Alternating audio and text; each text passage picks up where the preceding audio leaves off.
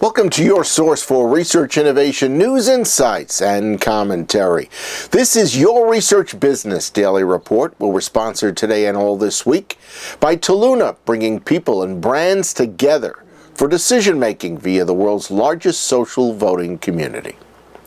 We're going to devote today's entire RBDR to an interview we did last week with Ryan Backer. He's the Consumer Insights Manager for Emerging Technologies at General Mills. We got together with Ryan at the Market Research in the Mobile World Conference. It was here in Chicago last week. So, of course, mobile research received the bulk of our attention, but not all of it, as you will see. And by the way, our thanks to USAMP for its support, which made it possible for us to share this interview with you today. So, General Mills is obviously very bullish on the mobile market, but as you just mentioned to me, one of the reasons you're public about it is that you're really trying to push the industry to move more readily and harder in that direction. What does the industry need to do when you say those kind of things?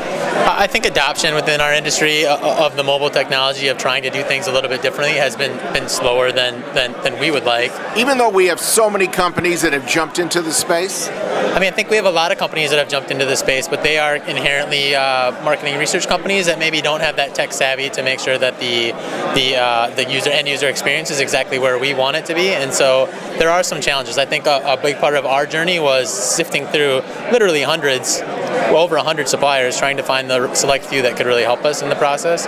Okay. And so that seems to be one of our secrets to success, is finding those right partners. When did General Mills really become very, very focused and interested in mobile?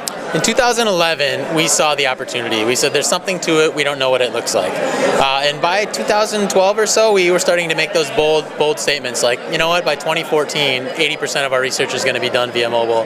And I'd say we really kind of hit that tipping point in 2013 or so, where across all divisions, across all types of business questions, we were starting to stick our toe in the water. And I don't know that we're at 80% today, it being 2014. We're pretty darn close. There's not much we haven't tried on mobile, and there are times where we fell down, but in most cases we found the insights to be just richer, better, deeper. Can you put your finger on the one or two or three most important breakthroughs that need to happen in General Mills' opinion?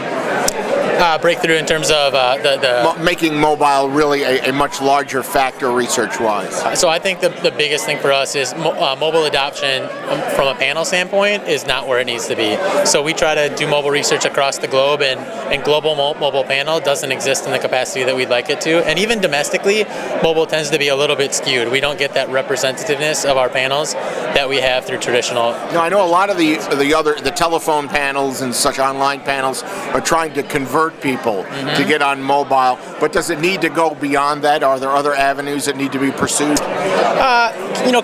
Converting those panels would help, and I think the biggest enabler of that is getting to a place where we aren't doing research via apps. We're able to do web enabled.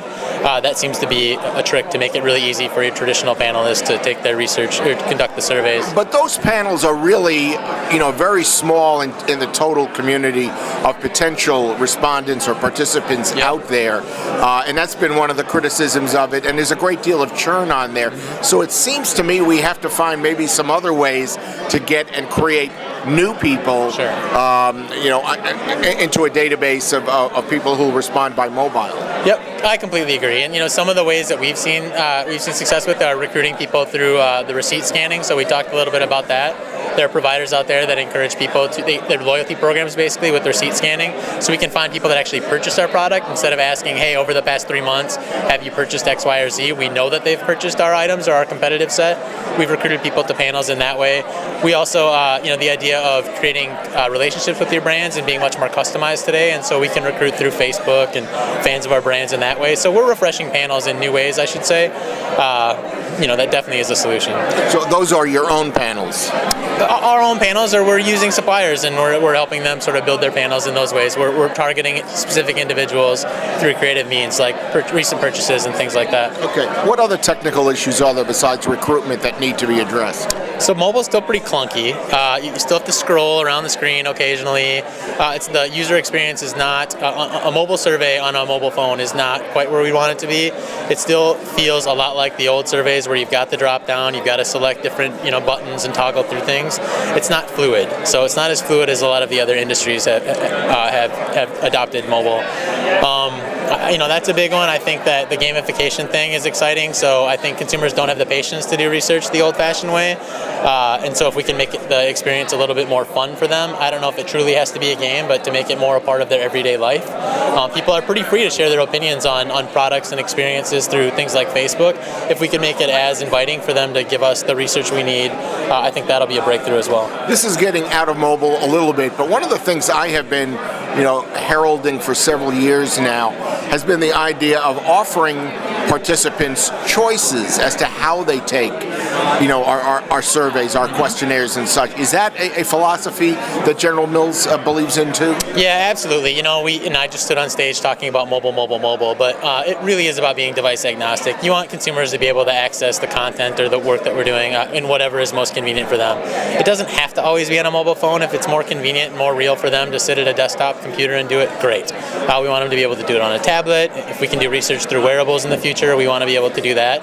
So our push towards 80% of research being done on mobile, we've rephrased a little bit to say like, hey, let's get to a place where all of our research is friendly with all devices. Mm-hmm. However, looking back at that idea, when I first brought it up to people 5-6 years ago, they said to me, yes, that makes sense, but we then have to be able to correlate the responses and the percentages and such for each of those as part of the big research project. Yep, absolutely. And so I struggle with that a little bit personally. We are pushed constantly to do ROR, research on research, to demonstrate how the work that we're doing on a mobile phone lines up with the work that we've been doing in the past. And I guess I kind of balk at that and say, like, I'm a believer that doing research in moment, in context, through something like a mobile phone is richer and more real information.